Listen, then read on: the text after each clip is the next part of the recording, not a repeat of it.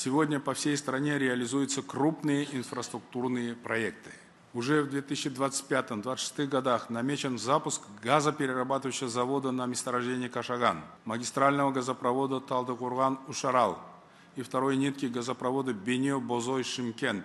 Правительство запланировало возведение электростанций на базе парогазовых установок в Кызылорде и Туркестанской области. Будут модернизированы ТЭЦ-2 и ТЭЦ-3 в Алма-Аты. Начнет работу опреснительный завод в курортной зоне Кендерле, что обеспечит жителей Жанаузена стабильным доступом к питьевой воде. Будут введены в эксплуатацию ферросплавные заводы в Караганде и Экибастузе, химический комплекс по производству минеральных удобрений в Жамбылской области. Откроются автомобильные заводы в Алматы и Кустанайской области. Закончится строительство железнодорожного участка Достық-Мойынты и обводной линии станции Алма-Аты. Начнется новый проект Кызылжар-Мойынты.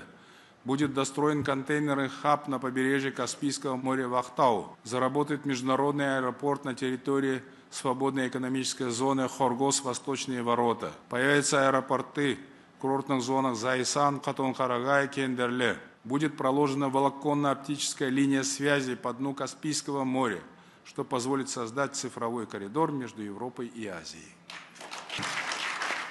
Большое значение имеет развитие автодорожной сети страны. Осы тұста тағы бір маңызды инфрақұрылымдық жоба қолға алынатыны туралы жариялағым келеді. Мен үкіметке Астанадан Арқалық, Торғай және Ырғыз арқылы Транскаспий халықаралық көлік дәлізіне тұра шығатын автокөлік жолының құрылысын бастауды тапсырдым. Жаңа күре жол орталық және батыс аймақтардың арасын 560 шақырымға қысқартады. Бұл тұтас Торғай өңірінің дамуына тың серпін беретін ауқымды жоба.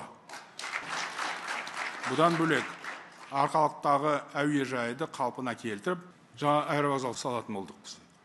Бұл жоба ішкі көлік қатынастарын едәуір жақсартады. Сондай-ақ орталық аймақтағы ауыл шаруашылығы жерлерін игеруге және мал шаруашылығын дамытуға тың серпін береді.